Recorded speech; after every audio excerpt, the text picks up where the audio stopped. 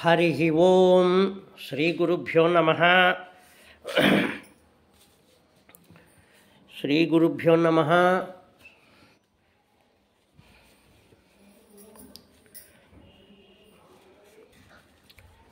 ఉషశ్రీ గారి వాల్మీకి రచించిన ఉషశ్రీ గారి రామాయణం మొన్న 2 భాగాలు చెప్పబడింది.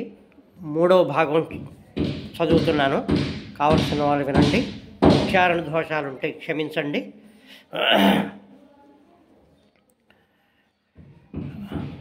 ఎంతవరకు చెప్పానంటే మారీచు సుబాహుల వరకు చెప్పడం జరిగింది క్రిందటి భాగంలోనూ. ఈ భాగంలో గంగావతరం నుంచి చెప్పబడుతుంది. హరి ఓం శ్రీ గురుభ్యో నమః. అగజానన పద్మార్కం గజానన మహర్నిశం అనేకదంతం భక్తానాం ఏకదంతముపాస్మహే. శుక్లాంబరధరం విష్ణుం శశివర్ణం చతుర్భుజం ప్రసన్నవదనం ధ్యాయేత్ సర్వవిఘ్నోపశాంతయే. ఆపదాపహర్తారం ధాతారం సర్వసంపదం లోకాభిరామం శ్రీరామం భూయో భూయో నమామ్యహం. సర్వమంగళమాంగళ్యే శివే సర్వార్థసాధికే శరణ్యే త్ర్యంబకే దేవి నారాయణ నమోస్తుతే. శ్రీ మహాగణాధిపతయే నమః. శ్రీ పార్వతీ పరమేశ్వరాభ్యాం నమః. హనుమత్ సీతాలక్ష్మణ భరత శత్రుఘ్న పరివార సమేత శ్రీ రామచంద్రాభ్యాం నమః. హరి ఓం.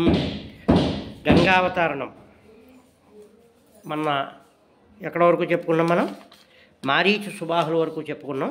ఇప్పుడు గంగావతరణం గురించి చెప్పుకుందాం. తెల్లవారుతుండగా విశ్వామిత్రుడు రామలక్ష్మణులను నిద్రలేపి వారితో కలిసి సంధ్యావందనాదులు నిర్వర్తించి ముందుకు సాగాడు.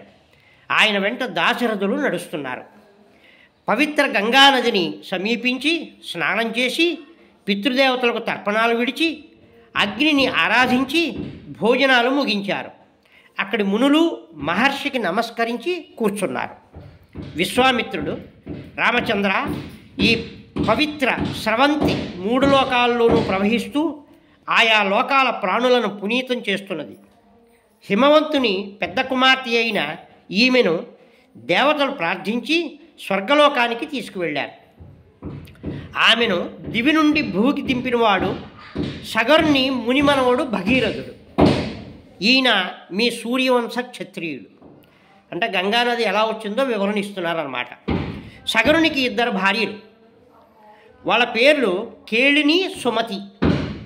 చిరకాలం దాంపత్య జీవితం సాగించిన సంతానం లేక భార్యలతో హిమాలయాలకు వెళ్ళి తపోదీక్ష వహించాడు సగరుడు. ఆ తపస్సుకు మెచ్చి భృగువు ప్రత్యక్షమై, మహారాజా, నీ భార్యలలో ఒకరు వంశకర్త అయిన కుమారుని, రెండవ ఆమె 60,000 మంది పుత్రులను కంటారు అని వారిని సాగనంపాడు. కొంతకాలానికి కేశిని అసమంజనుడనే కుమారుని, సుమతి 60,000 మందిని ప్రసవించారు. సుమతి గర్భం నుండి పిండం వెలువడి అది ముక్కలై 60,000 మంది బయటపడ్డారు. వీరందరినీ నేతి కడవలలో ఉంచి పెంచారు. అంటే ఆనాడే ఉందన్నమాట ఈ రకమైనటువంటి. ఇప్పుడే కాదు, ప్రత్యుత్పత్తి అనేటువంటిది ఆ రోజునే ఉంది. పిల్లలంతా పెరిగి పెద్దవారు అవుతున్నారు. అసమంజసుడు తన చేతికందిన పసిపిల్లను ఎత్తుకుని పోయి నగరం చివరి నదిలో ముంచేస్తున్నాడు. ఈ వార్త విని మహారాజు వారిని దేశ బహిష్కృతిని చేశాడు. అసమంజనుని కుమారుడు అంశుమంతుడు శాంత స్వభావంతో దయాహృదయంతో అందరభిమానం అందుకున్నాడు. ఆ రోజులలో సగరుడు అశ్వమేధ యాగం ఆరంభించి గుర్రం వెంట అంశుమంతుని పంపాడు. ఆ గుర్రాన్ని మాయ చేసి దేవేంద్రుడు అపహరించాడు. గుర్రాన్ని వెతికి తెమ్మని 60,000 మంది కుమారులను పంపాడు మహారాజు. భూలోకంలో గుర్రం కనిపించలేదు. భూమిని త్రవ్వడం మొదలుపెట్టారు వారు. తూర్పు దిశగా వెళ్ళి విరూపాక్ష నామంతో ఉన్న దిగ్ధంతికి ప్రదక్షిణం చేసి దక్షిణ దిశగా వెళ్ళి పద్మమనే దిగ్గజానికి, పశ్చిమాన ఉన్న సౌమనస దిగ్గజానికి, ఉత్తరంగా భద్రమనే పేరుతో ప్రఖ్యాతమైన భద్రగజానికి ప్రదక్షిణ నమస్కారాలు చేసి ఈశాన్యంగా సాగి కపిలుని ఆశ్రమం దగ్గర అశ్వాన్ని చూసి ఆవేశంతో, ఓరి మా అశ్వాన్ని దొంగిలించిన దుర్మార్గుడా అని గర్జించారు. అంటే ఈ 60,000 మంది సగరుడు కుమారులు గట్టిగా గొడవ చేశారు. ఆయన రోషంతో గాలి పీల్చి హూంకారం చేస్తూ వదలగా వారంతా భస్మరాశి అయ్యారు. ఒక్కసారి హూంకరించాడనమాట. ఏమి బ్రహ్మాండమైన గాలి, ప్రచండ గాలిని ఆయన విడువగలిగాడు. ఆ గాలితోటి వాళ్ళందరూ కూడా ఏమయ్యారంటే ఆ భస్మం అయిపోయారు. ఎంతకాలానికి కొడుకులు తిరిగి రానందున సగరుడు వారి అన్వేషణకు అసుమంతుణ్ణి పంపాడు. తిరిగి అసుమంతుడు యాగాశ్వం ఉన్న ప్రాంతం చేరాడు. తన పినతండ్రుల జాడ తెలియక శోకంతో తిరుగుతుంటే గరుత్మంతుడు కనిపించి, నాయనా, ఈ భస్మరాశి మీ పినతండ్రులది. వారు కపిలముని ఆగ్రహానికి దగ్ధమయ్యారు. వారిని దివ్యతీర్థంతో పవిత్ర లోకాలకు పంపాలి. అందుకోసం దివిజ గంగను క్రిందికి రప్పించాలి. ముందు అశ్వాన్ని తోలుకు వెళ్ళి యజ్ఞం పూర్తి చేయించు అని చెప్పాడు. అసుమంతుడు వచ్చి విషయం వివరించి అశ్వమేధం నిర్విఘ్నంగా పూర్తి చేయించాడు. గంగను దింపేవారి కోసం ఆలోచిస్తూనే సగరుడు దేహయాత్ర చాలించాడు. అనంతరం అసుమంతుడు, ఆయన కుమారుడు దిలీపుడు రాజ్యం పాలించారు. గంగను భూమికి రప్పించే దారి వారికి తోచలేదు.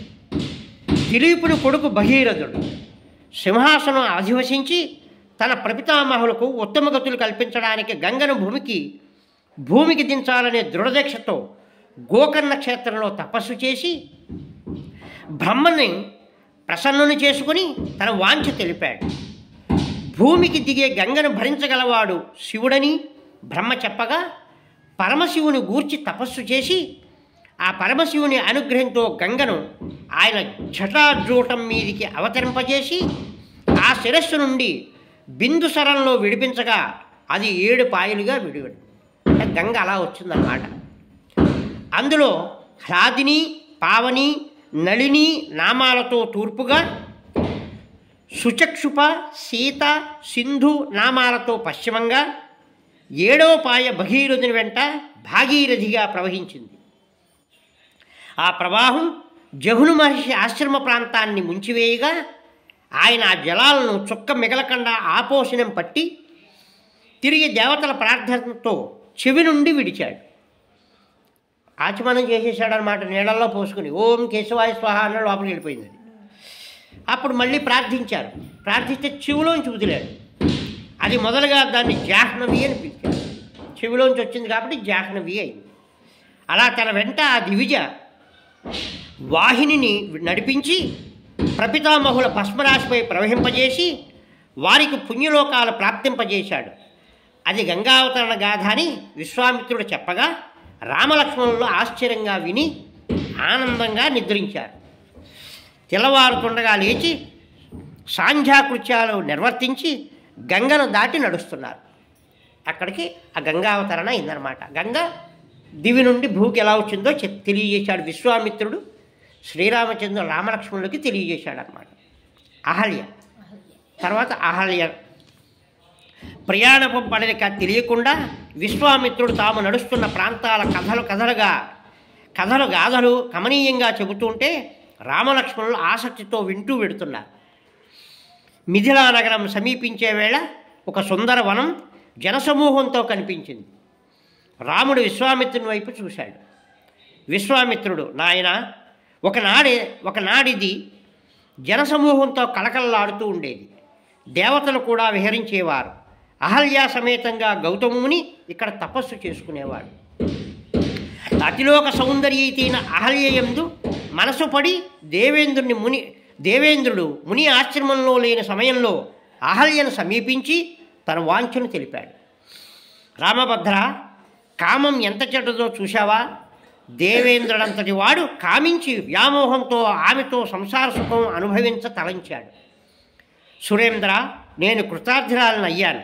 నువ్వు త్వరగా వెళ్ళిపో, లేకపోతే మనకు ప్రమాదం రావచ్చు అంది అహల్య. ఇంద్రుడు సంతోషంతో ఆశ్రమం ద్వారం దాటుతుండగా అగ్నికాంతులునే వదనంతో గౌతముని ఆ క్షణంలో వాణ్ణి చూసి, ఓరీ దుర్మతి, ఈనాడు నువ్వు చేయి తలపట్టిన అకృత్యాలకి ప్రాయశ్చిత్తంగా వృషణహీనుడవుతావు అని శపించి ఆశ్రమంలో ఉన్న అహల్యను చూసి, అహల్య, నీ దురాచారానికి ప్రాయశ్చిత్తంగా ఈ ఆశ్రమంలో గాలి ఆహారంగా ఏ ప్రాణికి కనపడకుండా బూడిదలో బ్రతుకుతావు అని శపించాడు. ఆమెను కూడా శపించాడు. ఇద్దరినీ శపించాడు. తప్పులేని తనకి ఈ శిక్ష తగదని ఆమె ప్రార్థించగా దశరథ రాజనందుడైన శ్రీరాముడు ఈ ఆశ్రమానికి వచ్చినప్పుడు పవిత్రురాలివై ఆయనకు ఆతిథ్యం ఇచ్చి పతివ్రతగా కీర్తి పొందుతావు అని హిమాలయాలకు వెళ్ళి తపోదీక్ష వహించాడు. నాయన, ముని ఆదేశానుసారం నీ దర్శనంతో అహల్య పవిత్రురాలవుతుంది అని ఆశ్రమం వైపు నడిచాడు. మంచుతో కప్పబడిన చంద్రబింబం వలె, నిర్మల జలాలతో ప్రతిఫలించే సూర్యకాంతి వలె వెలిగే అద్భుత సుందరాంగి అహల్యను చూస్తూనే రామలక్ష్మణులు ఆమె పాదాలకు నమస్కరించారు. ఆమె వారికి అర్ఘ్యపాద్యాలిచ్చి అతిథి సత్కారాలు నిర్వర్తించింది. ఆ సమయానికి గౌతమ ముని వచ్చి అహల్యా సమేతుడై రామలక్ష్మణులకు మర్యాదలు జరిపారు. ఆయన వద్ద సెలవు తీసుకుని మిథిలానగరం చేరారు. విశ్వామిత్రుడు వస్తున్నాడన్న వార్త విని జనకుడు కులగురువైన శతానందునితో ఎదురేగి స్వాగత పరిచర్యలు చేసి యజ్ఞశాల దగ్గరకు తీసుకువెళ్ళాడు.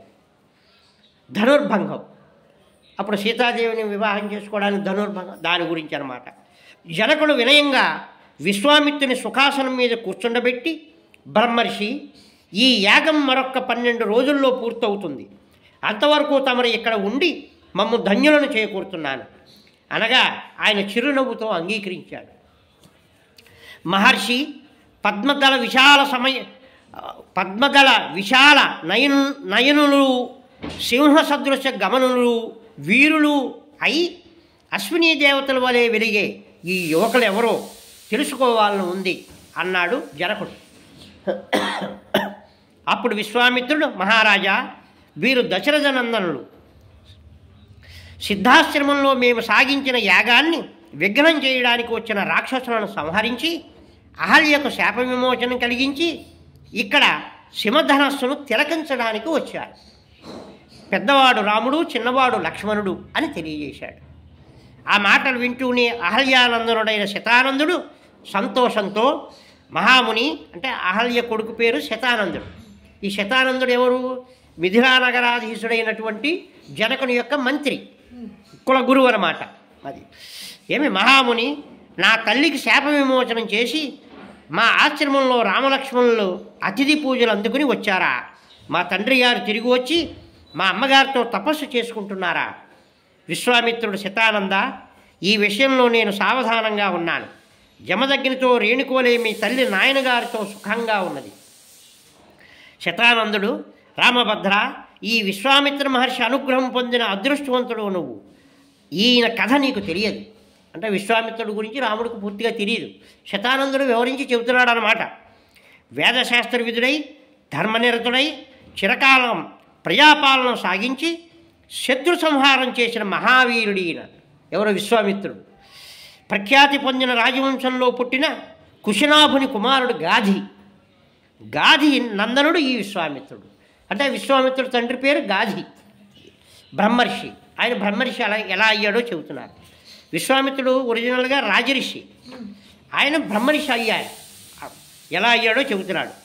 ఒక్కనాడు ఈయన వేటకు వెళ్ళి క్రూరమృగాలను సంహరిస్తూ వశిష్ఠుల వారి ఆశ్రమ ప్రాంతానికి వెళ్ళారు. ఎవరు? విశ్వామిత్రుడు. అక్కడ ఎందరో తపస్సుల ఆశ్రమాలు ఉన్నాయి. వారందరూ కామ, క్రోధ, లోభ, మోహాలను జయించి వనంలో లభించే ఫలమో పండుటాకో తింటూ నిర్మల జలపానంతో వాయుభక్షణంతో తపస్సు చేసుకుంటూ జీవితాన్ని పరతత్వోపాసనతో గడుపుతూ ఉన్నారు. అంతటి పరమ పవిత్ర ప్రశాంత ఆశ్రమ పరివృతమైన వశిష్ఠ ఆశ్రమం బ్రహ్మలోకాన్ని తలపించేది. అంటే వశిష్ఠుడి ఆశ్రమం అన్నమాట. అక్కడ వాళ్ళందరూ అలా ప్రశాంతంగా ఉండేవారు. ఆశ్రమ ద్వారం దగ్గరకు వచ్చిన విశ్వామిత్రుడిని సగౌరవంగా లోపలికి తీసుకువెళ్ళి అర్ఘ్యపాద్యాలు అర్పించి ఆసనం చూపి వశిష్ఠులు కుశల ప్రశ్నలు సాగిస్తూ గాధినందన అంటే విశ్వామిత్రుడని, గాధి తండ్రి కదా మరి, ధర్మం తప్పకుండా న్యాయ మార్గాన రాజ్యానికి అవసరమైన ధనం సంపాదించి దానిని వృద్ధి చేస్తూ యోగ్యులకు దానం చేస్తూ ప్రజలకు క్లేశాలు రాకుండా పరిపాలన చేస్తున్నావా? నీ సేవలో ఉండే పరిచారకులకు సేనానివాహానికి అసంతృప్తి కలగకుండా పోషిస్తూ శత్రు సంహారానికి సక్రమంగా ఏర్పాట్లు జరుపుతున్నావా అన్నాడు. విశ్వామిత్రుడు చిరునవ్వుతో, మహర్షి, మీ అనుగ్రహం వల్ల అన్నీ ఉచితంగా నడుస్తున్నాయి. వశిష్ఠుడు, మహారాజా, అలసి ఉన్న నీకు నీ సేనకు భోజన భాజనాలు సమకూరుస్తాను. విశ్వామిత్రుడు, బ్రహ్మర్షి, మీ మాటలే మాకు తృప్తి కలిగించాయి, ఇక మీకు శ్రమ కలిగించను. వశిష్ఠుడు, నీ వంటి ధర్మపాలకునికి ఆతిథ్యం ఇవ్వడం మాకు సంతోషం అనగా అంగీకరించాడు విశ్వామిత్రుడు. వశిష్ఠుడు తన ఆశ్రమ ప్రాంగణంలో కల కామధేనువును పిలిచి, అంటే ఆయన ఆశ్రమంలో ఉండేది కామధేనువు, ఈ మహారాజుతో వీరికి సేనలకు వీరి సేనలకు ఎవరికేది అవసరమో, ఎవరి రుచులేమిటో గ్రహించి అందరికీ అతిథి మర్యాదలు సాగించాలి అన్నాడు. కామధేనుతో చెప్పాడు. కామధేను అంటే ఏమి కావాలంటే విస్తుందన్నమాట, ఆవు. అది మరుక్షణంలో షడ్రసోపేతమైన విందు భోజనం అందరికీ అందింది. అందరూ హాయిగా ఆరగించి త్రేణిస్తూ, విశ్వామిత్రుడు, మహర్షి, మాకు చాలా తృప్తి కలిగింది, ఇంత సత్కారం జరిపిన గోవును మాకిచ్చి మా గోశాల నుండి 1,00,000 గోవులు తీసుకోండి అన్నాడు. అంటే ఆ గోవు ఇచ్చేయమన్నాడు విశ్వామిత్రుడు. వశిష్ఠుడు, రాజా, ఇది నా తపఫలం, దీనిని ఎవరికీ ఇవ్వను. విశ్వామిత్రుడు బంగారు మెడపట్టీలతో నడుము చుట్టూ సువర్ణ గంటలు అలంకరించి కనకమయమైన అంకుశాలతో 4,000 ఏనుగులు, తెల్లని గుర్రాలు కట్టిన 100 రథాలు, నడి వయసులో ఉన్న ఆవుల మందలు ఇస్తాను. ఈ ధేనువును నా రాజధానికి పంపు అంటే ఎన్నో ఇస్తానన్నాడు. వశిష్ఠుడు, రాజా, ఈ గోవు నా సర్వస్వం, నా ప్రాణం, దీన్ని నెవ్వరికీ ధారపోయాను అన్నాడు. విశ్వామిత్రుడు ఆగ్రహంతో ఆవు మెడత్రాడు పట్టి లాక్కు వెళుతూ ఉంటే అది విదిలించుకొని వశిష్ఠులు వారిని చేరి దీనంగా చూసింది. దాన్ని లాక్కెళ్ళిపోదామని ప్రయత్నం చేశాడు. పట్టుకుని లాక్కుతున్నాడు. అది వచ్చేసింది, వశిష్ఠుడి దగ్గరికి వచ్చేసి దీనంగా చూస్తోంది. వశిష్ఠుడు, ఈ రాజు బలప్రయోగం చేశాడు, నాకు వానిని ఎదిరించే శక్తి లేదు, ఆయన రాజ్యపాలకుడు కనుక మనం దండించకూడదు, చతురంగ బలాలతో ఉన్న ఆయన మనం ఏమి చెయ్యగలం అన్నాడు. ఎవరో వశిష్ఠుడు అన్నాడు. గోవు, బ్రహ్మర్షి, బ్రహ్మమనం ముందు క్షత్రియ శక్తి ఎందుకు కొరగానది, అంటే బ్రహ్మ యొక్క బలం అటువంటిదన్నమాట. నీ బ్రహ్మబలంతో నన్ను విడిచిపెట్టు, నేను ఈ రాజశక్తి చూస్తాను అని చెప్పి అన్నాడు. సబలం క్షత్రియ స్యాహు బ్రాహ్మణో బలవత్తర బ్రహ్మబలం దివ్యం క్షత్రాత్త బలవత్తరం.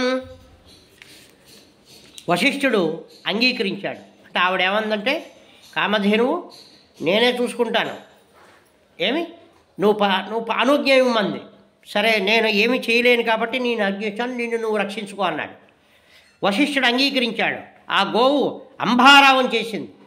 ఆ ధ్వని నుండి లక్షలాది సైనికులు పుట్టి విశ్వామిత్రుని సేనలను నేల కూలుస్తుంటే ఆయన బాణవర్షంతో వారందరినీ నేలకూల్చగా హోమధేనువు మరిన్ని లక్షల సేనను ప్రభవింపజేసింది. విశ్వామిత్రుడు అస్త్రప్రయోగంతో వారిని కూడా సంహరించాడు.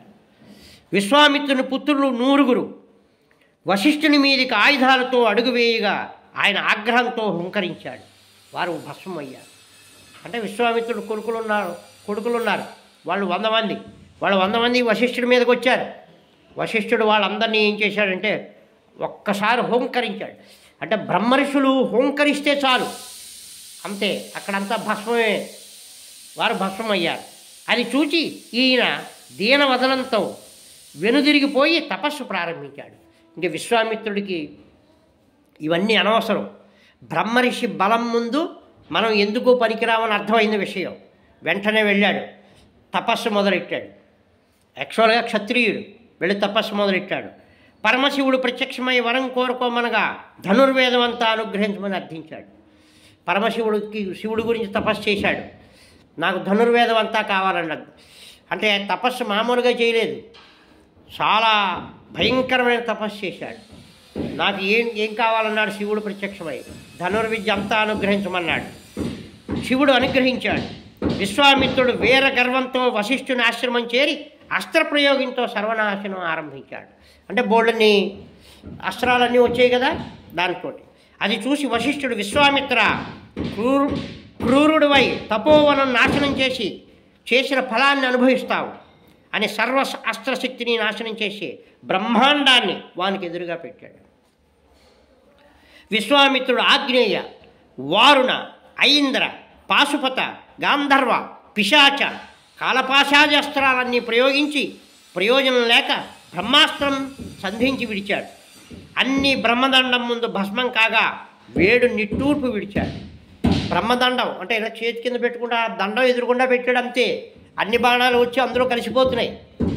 బ్రహ్మాస్త్రం విడిచాడు, అయినా కూడా ఆగలేదు. దిగ్బలం క్షత్రియ బలం బ్రహ్మ తేజో బలం బలం ఏకేన బ్రహ్మదండేన సర్వస్త్రాన్ని హతాని మే. ఏం నా అస్త్రాలన్నింటినీ త్రిప్పికొట్టిన బ్రహ్మదండం ధరించిన బ్రహ్మబలం ముందు క్షత్రియ బలం ఎంత? ఇప్పుడు నేను మహారణ్యాల్లో గిరి శృంగాల మీద తపోదీక్ష వహించి బ్రహ్మబలం సాధిస్తాను అని దక్షిణ దిశగా వెళ్ళి తపస్సు ప్రారంభించాడు విశ్వామిత్రుడు. దాంతో కోపం వచ్చేసింది. వెంటనే దక్షిణ దిశ వైపు వెళ్ళాడు. గిరి శృంగాల మీద అంటే కొండలపైన ఎక్కడో కూర్చుని తపస్సు ప్రారంభించాడు. దేని గురించి అంటే బ్రహ్మబలం సాధించడానికి. కొన్ని సంవత్సరాలకు ప్రజాపతి బ్రహ్మ ప్రసన్నుడై ఈ తపస్సుతో నువ్వు రాజర్షుల్లో శ్రేష్ఠుడు అయ్యావు అని అదృశ్యం అయ్యాడు. అంటే రాజర్షి అయ్యావని చెప్పాడు. రాజర్షిని కావడానికి ఇంత శ్రమ పడుతున్నది, బ్రహ్మర్షి ప్రాప్తించే వరకు దీక్ష వేయడను. అంటే రాజర్షి అవడానికా నేను ఈ తపస్సు చేసింది, బ్రహ్మర్షి పదవి వస్తే కానీ అంగీకరించాలని మళ్ళీ మొదలుపెట్టాడు. అన్నీ అని మళ్ళీ తపస్సమాధానకు వెళ్ళాడు. ఆ రోజులలోనే ఇక్ష్వాకువంశీయుడైన త్రిశంకువును సశరీరంగా స్వర్గానికి పంపబోగా దేవతలు నిరాకరిస్తే వారికి పరాభవం త్రిశంకు స్వర్గం సృష్టించి ఆగ్రహంతో వశిష్ఠుని కుమారులు నూరుగురిని బూడిద చేసి సునస్సేవునికి ప్రాణదానం చేసి తిరిగి పుష్కర క్షేత్రానికి వెళ్ళి తపస్సు సాగించాడు. త్రిశంకు స్వర్గంలో ఉన్నావురా అంటారు, చూసావా? ఇదే త్రిశంకుడు అనే మహారాజు ఉండేవాడు. ఆయన బొందితోటి అంటే ప్రాణంతో స్వర్గానికి వెళ్ళాలనుకున్నాడు. మరి ప్రాణంతో స్వర్గానికి ఎలా వెళ్తారు? వెళ్ళలేరు కదా. విశ్వామిత్రుడిని ఆశ్రయించాడు. విశ్వామిత్రుడిని తన యొక్క తపోశక్తిని అంతటినీ ధారపోసి పైకి పంపించాడు. దేవతలు ఏం చేశారంటే వాళ్ళు నువ్వు ప్రాణంతో రావడానికి వీలు లేదు, అంటే మనం ప్రాణాలతో వెళ్ళడానికి లేదు, మన శరీరం పనికిరాదనమాట. అక్కడ శరీరం వేరుగా ఉంటుంది. అది అలాంటి శరీరంతో అంటే అక్కడ స్వర్గంలో ఉండాల్సిన భోగ శరీరం వేరుగా ఉంటుంది. అది అలాగే నరకంలో ఉండేది యాతనా శరీరం, ఆ శరీరం వేరుగా ఉంటుంది. అది బాధలు అనుభవించగలిగేది, ఇది భోగాలు అనుభవించి. ఈ శరీరం అక్కడికి వెళ్ళినా కూడా భోగాలు అనుభవించలేదు. అందుకని పనికిరాదనమాట. అందుకని ఈ వాళ్ళు పనికిరాదని చెప్పి వాళ్ళ కింద గెంటేశారు. అంతేగాని వేరే స్వర్గం సృష్టించాడు. అందుకనే మనం చూడు విశ్వామిత్రుడి సృష్టి ఇవి పనికిరావు అంటూ ఉంటాం. అంటే ఆ త్రిశంకు స్వర్గంతో వచ్చినటువంటి అన్నమాట ఆ ఫలాలు పదార్థాలు అవన్నీ కూడా. అర్థమైందా? అంటే గుమ్మడికాయ బూడిద గుమ్మడికాయ, అలా తీపి గుమ్మడికాయ బ్రహ్మ సృష్టి, బూడిద గుమ్మడికాయ విశ్వామిత్ర సృష్టి. అందుకని విశ్వామిత్ర సృష్టి పనికిరాదు, దేనికి ఇవ్వం. ఒకవేళ ఎవరికైనా బూడిద గుమ్మడికాయ ఇచ్చినా అక్కడ పెడతాం తీసుకోమంటే. అదే తీపి గుమ్మడికాయ అయితే ఇస్తాం, అది దానాల్లో ఇస్తారు, పెళ్ళిళ్ళలో వాడతారు, మరో దాంట్లో వాడతారు, అన్నింట్లో వాడతారు. అది గొప్పదనం అన్నమాట. అందుకని బ్రహ్మ ప్రత్యక్షమైన నాయన నీకు ఋషిత్వం సిద్ధించింది అని అదృశ్యమయ్యాడు. ఇప్పుడు మేనక ఈ లోపల ఈయన ఇంత తపస్సు చేస్తుంటే మేనక ఆవిడొచ్చి ఈయన తపోభంగం ఎలా చేసిందో తెలుస్తుంది. విశ్వామిత్రుడు మళ్ళీ దీక్ష వహించాడు. ఒకనాడు ఆయన పుష్కర తీర్థంలో స్నానానికి వెడుతున్నాడు. అదే సమయంలో అతిలోక సౌందర్య అయిన అప్సరోభామ మేనక స్నానం చేసి తడి బట్టలతో ఆ పుష్కర తీర్థం ఒడ్డునని కనబడింది. ఆమె శరీరం లావణ్యం అవయవ సౌందర్యం విశ్వామిత్రుడికి మదనతాపం కలిగించాయి. తపోదీక్ష విడిచి ఆమెతో శృంగారయాత్ర సాగిస్తుండగా 10 సంవత్సరాలు లీలగా దొడ్డిపోయి 10 సంవత్సరాలు ఉండిపోయాడు ఆమెతోటి. ఎవరు? విశ్వామిత్రుడు మహర్షి, రాజర్షి, ఎంతో గొప్ప చేసినటువంటి వాడు లొంగిపోయి 10 సంవత్సరాలు ఉండిపోయాడు. ఒకనాడు ఆయన తన కామ్య వ్యసనాన్ని తలుసుకుని చింతిస్తూ ఒక రోజున జ్ఞానోదయం కలిగింది. ఏమిటి నేను చేస్తున్న పని? ఏం చేద్దామనుకుని వచ్చాను? ఏమిటి ఇది? దేవతల పన్నాగం అయి ఉంటుంది. నా తపస్సు నిర్విఘ్నంగా సాగకుండా ఈ అవరోధం కలిగించారు. అని అనుకుంటూ ఉంటే మేనక భయంతో గజగజలాడుతూ చేతులు జోడించి నిలబడగా ఆయన ప్రసన్నుడై, మేనక ఎందుకు భయపడతావు? దేవేంద్రుని శాసనానుసారం వచ్చావు. నాలో కామం చావక నేను నిన్ను చేరదీశాను. నీ తప్పు లేదు, నిశ్చింతగా వెళ్ళు అని ఆమెను సాగనంపి కామాన్ని జయించి ఉత్తర దిశగా ప్రయాణం చేసి కౌశికీ నదీ తీరంలో తపస్సు సాగించాడు. బ్రహ్మ ప్రత్యక్షమైన నాయన నువ్వు మహర్షి అయ్యావు అని అదృశ్యమయ్యాడు. అయినా ఇంకా రాలేదు. ఎందుకని? తపస్సు చేయాలంటే అన్నీ వదిలేయగలగాలి. మనం ఏం వదలలేం కాబట్టి మనం ఏం చేయలేకపోతున్నాం. విశ్వామిత్రుడంతటి వాడు అంత తపస్సు చేసి కూడా వదలలేకపోయాడు. ఏమి? విశ్వామిత్రుడు అంటే కోపం ఎక్కువ ఆయనకి. కోపాన్ని జయించాలి. ఈ మేనకతోటి వివాహ బంధం పెట్టుకున్నాడు, దాన్ని వదులుచుకోవాలి. ఈ తపస్సు అంతా కరిగిపోయింది, మళ్ళీ తపస్సు చేయాల్సి వచ్చింది. అర్థమైందా? అందుకోసమని మనం కూడా అందు గురించే ఎక్కువ ధ్యానంలో ఉన్నప్పుడు కూడా మనం అన్ని ఇతరితరమైనటువంటి కోరికలు కలుగుతూ ఉంటాయి. కలకండగా నిలబెట్టుకోగలిగితేనే అది భగవంతుడికి ఇష్టమైనటువంటిది, సచ్చేరతో కూడుకున్నటువంటిది. నువ్వు మహర్షి అయ్యావు అన్నాడు. మళ్ళీ చేశాడు. నువ్వు మహర్షి అయ్యావు. ఇదివరకు రాజర్షి, ఇప్పుడు మహర్షి అయ్యాడు. ఇంకా ఏ బ్రహ్మత్వం రాలేదు. అది విశ్వామిత్రుడు తృప్తి పడక వాయుభక్షణంతో తపస్సు ఆరంభించాడు. వాయువు ఏం తినేవాడు కాదు, గాలితోడి చేశాడు. వేసవి వేళ పంచాగ్ని మధ్యలో, వానాకాలం కుంభవృష్టి మధ్య అగ్నులు చుట్టూ పెట్టుకుని మధ్యలో చేసేవాడు. ఏమి? వర్షాకాలం కుంభవృష్టి కురుస్తుంటే మధ్యలో నిలబడి తపస్సు చేశాడు. శీతాకాలంలో నదిలో నిలబడి దీర్ఘకాలం తపస్సు చేస్తుంటే దేవేంద్రుడు భయపడి రంభను పిలిచి అతిలోక లావణ్యవతి, నువ్వు ఎలా అయినా విశ్వామిత్రుని తపస్సుకు భంగం కలిగించాలన్నాడు. రంభ తల ఉంచి గద్గద స్వరంతో, ప్రభు ఆయన తీవ్ర స్వభావుడని ఆగ్రహిస్తే ముల్లోకాలు కంపిస్తాయని విన్నాను అన్నది. ఇంద్రుడు నీకంత భయం అవసరం లేదు, నీ వెంట మన్మధుడుంటాడు, నేనుంటాను. వసంతుడు వెళ్ళి ఆయన ఆశ్రమ పరిసరాలను వసంత ఋతుశోభతో నింపుతాడు, బయలుదేరన్నాడు. ఆ మాటలతో కొంత ధైర్యం తెచ్చుకొని రంభ బయలుదేరింది. విశ్వామిత్రుని ఆశ్రమ ప్రాంతంలో లతలన్నీ సువాసనీనే పూలతో నిండాయి. కోకిలల క్రస్వనాలు సాగుతున్నాయి. రంభ విశ్వామిత్రుని ఎదుట విలాసంగా నిలబడి ఆయన మనస్సును హరించింది. అంతలో మనసును నిగ్రహించిన విశ్వామిత్రుడు రంభ, కామక్రోధాలను జయించి బ్రహ్మర్షిని కావాలనే దీక్షతో ఉన్న నన్ను నాశనం చేయడానికే దేవేంద్రుడు నిన్ను పంపాడు. అంటే ఇప్పుడు ఈసారి లొంగలేదు, మేనక దగ్గర లొంగిపోయాడు కానీ లొంగలేదు. ఈ పాపపు పనికి దిగిన నువ్వు రాయివై పడి ఉండు అన్నాడు. ఆమెను రాయి చేసేశాడు. తిరిగి ఆమె ప్రార్థనతో ప్రసన్నుడై, బ్రహ్మర్షి వశిష్ఠుని అనుగ్రహంతో శాప విముక్తి కలుగుతుంది అని రంభను పంపి, ఇంకా నేను క్రోధాన్ని జయించలేదు అంటే ఇంకా కోపం ఉంది, అందుకనే బ్రహ్మ కనిపించినా కానీ నీకు మహర్షి పదవి ఇవ్వలేదు, మహర్షి ఇచ్చాడు.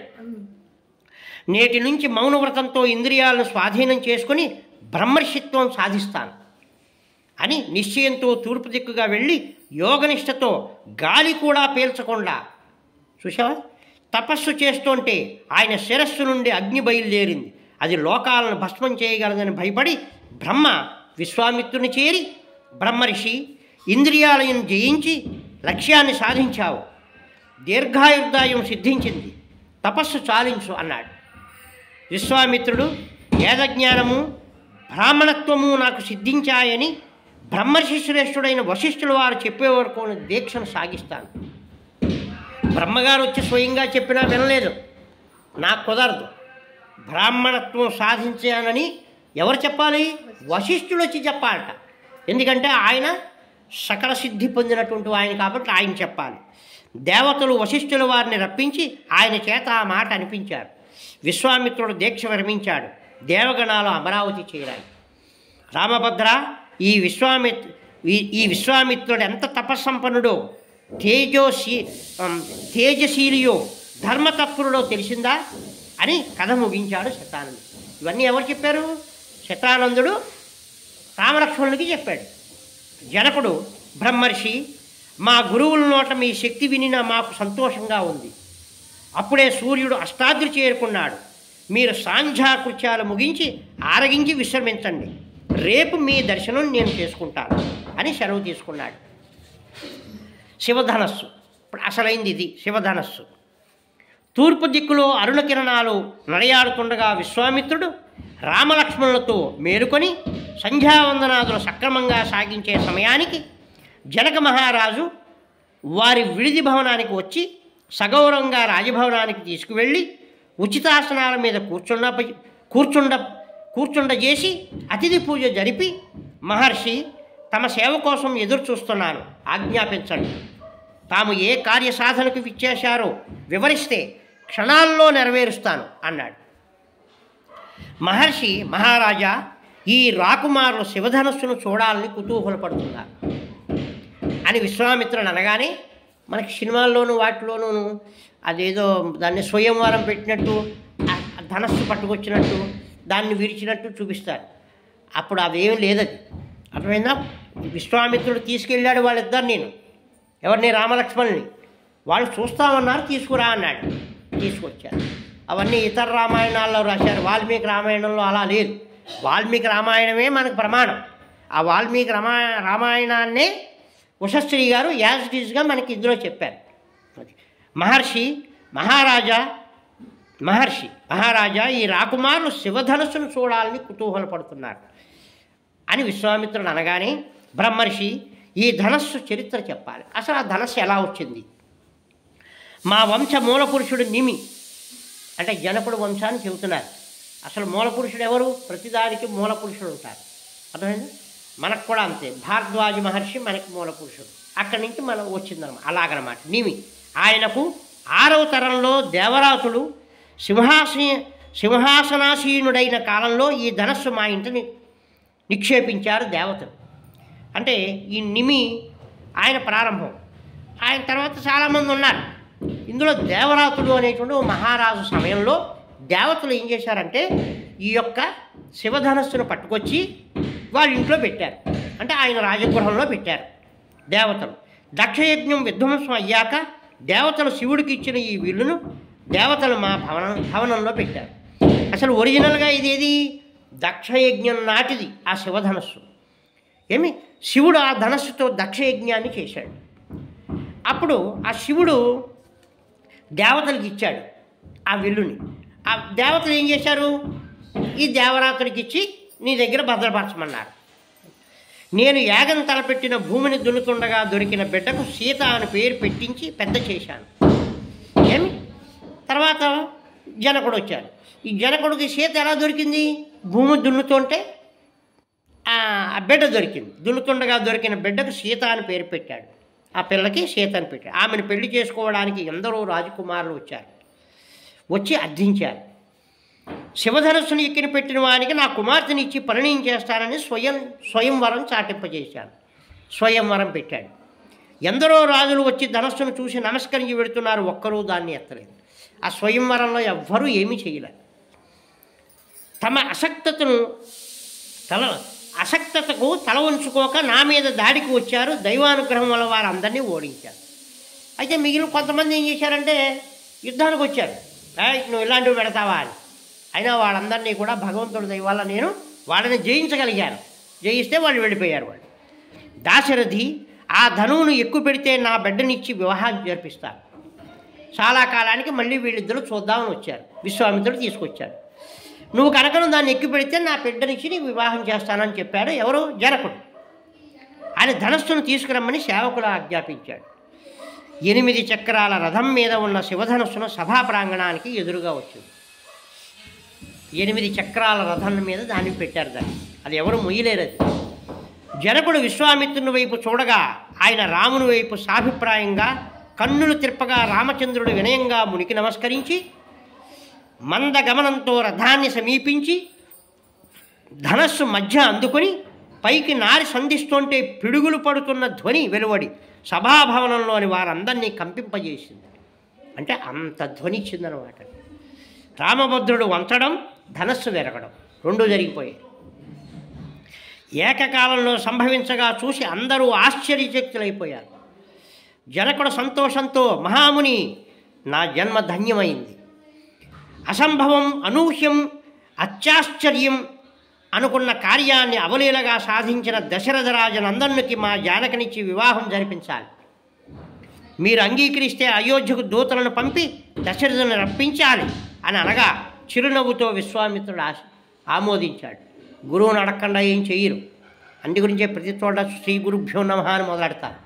గురువు యొక్క అనుజ్ఞ తీసుకున్న తర్వాత చెప్పాను. జనకుడు దూతలను రప్పించి శీఘ్రగతిని అయోధ్యకు వెళ్ళి విషయాలన్నీ దశరథ మహారాజుకు వివరించి సగౌరవంగా తీసుకురండి అని పంపాడు.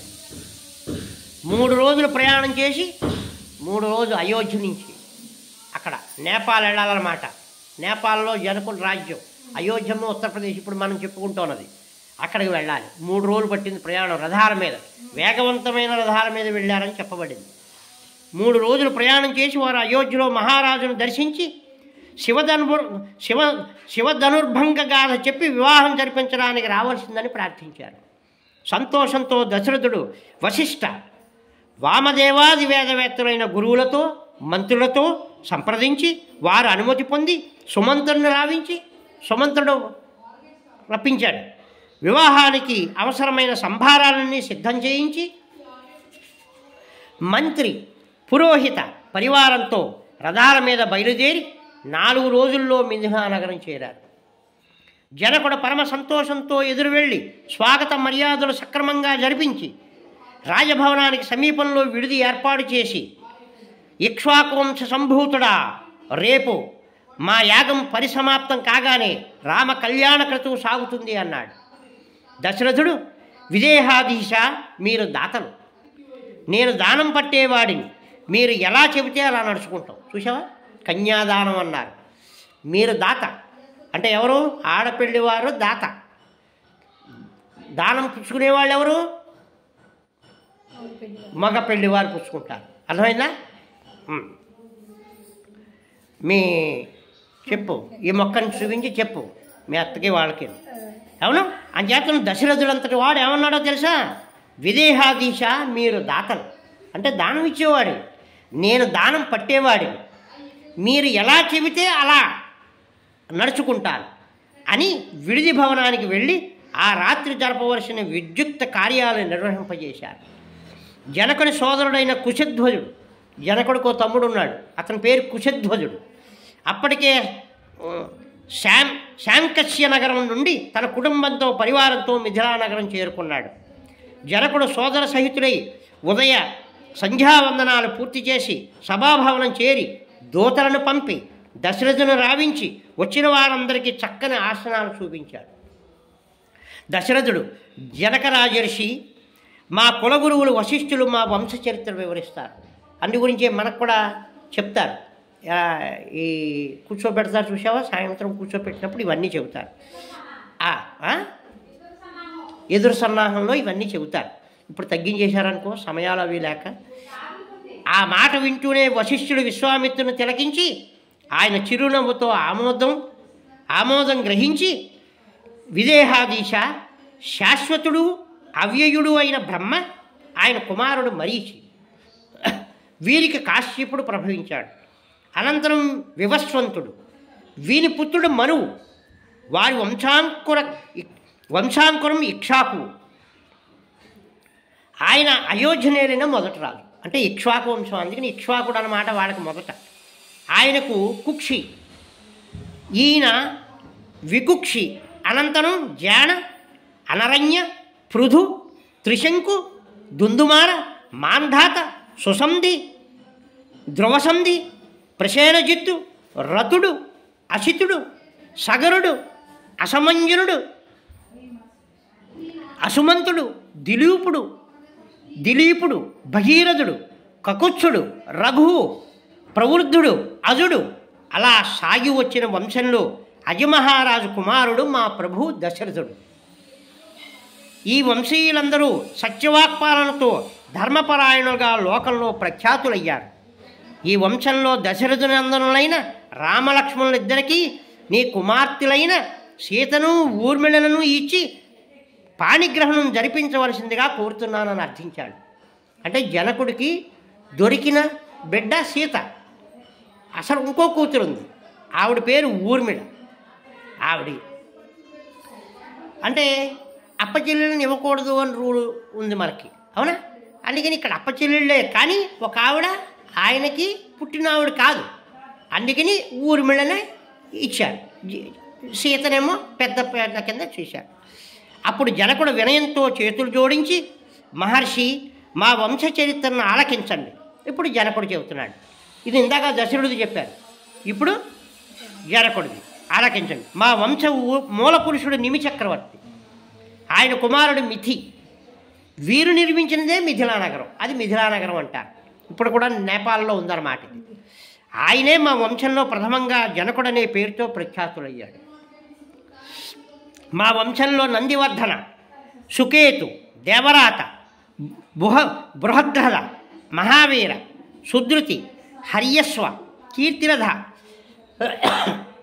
దేవమీఢ, కీర్తిరాత, మహారోమ, సర్వరోమ, హ్రస్వరోమాది మహనీయులందరూ ప్రభవించి ప్రజారంజకంగా పరిపాలించి సాయుధ్యం పొందారు. హ్రస్వరోముని కుమారులో నేను, నా సోదరుడు కుశధ్వజుడు. మా రాజ్యం మీదికి శంఖాశ్వాధిపతి సుధనుడు దండయాత్రకు వచ్చి శివధనుస్సు సీతను తనకిమ్మన్నాడు. అది సాగదని నేనంటే సంగ్రామ భేరి మ్రోగించాడు, రణరంగంలో ప్రాణాలు విడిచాడు. అప్పుడు మా కుశధ్వజుని శంఖాస్యానికి అధిపతిని చేశాను. ఇది మా వంశ చరిత్ర. మీ ఆదేశానుసారం నా బిడ్డలతో సీతను రామచంద్రునికి, ఊర్మిళను లక్ష్మణునికి ఇచ్చి వివాహం జరిపించండి. అందుకు అవసరమైన విద్యుక్త కార్యాలు పూర్తి చేయిస్తే ఈరోజు మఖా నక్షత్రం, ఎల్లుండి ఉత్తర ఫల్గుని తారలో కళ్యాణం జరపాలి అన్నాడు.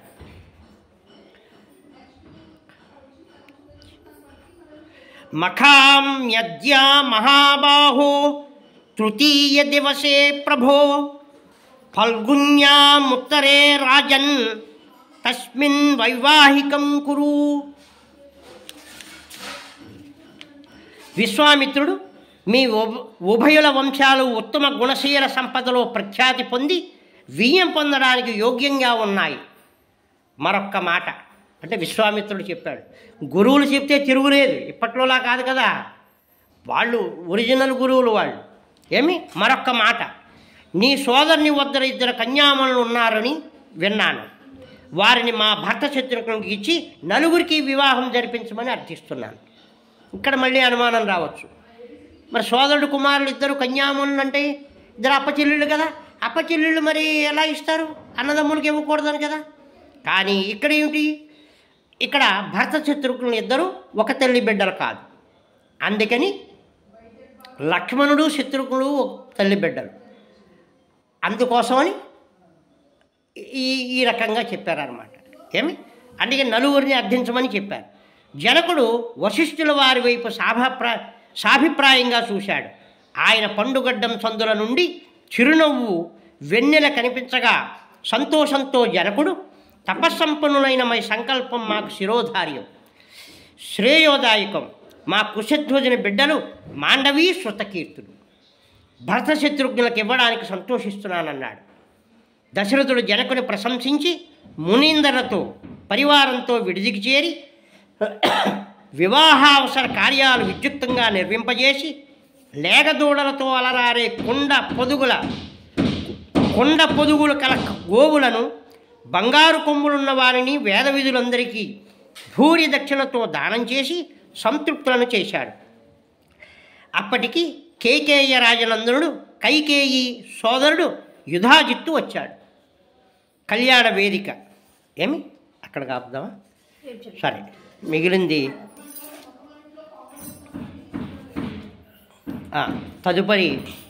తరుపతి భాగం తర్వాత రేపు వివరిస్తాను. సర్వే జనా సుఖనో భవంతు. తప్పులుంటే మన్నించండి. ఇంకోటి ఏంటి పదం అది? కాదు, తప్పులు చెప్పాను కదా. ఉచ్చారణ దోషాలుంటే క్షంతవ్యుణ్ణి. ఏమండి, రేపు కలుద్దాం. స్వస్తి.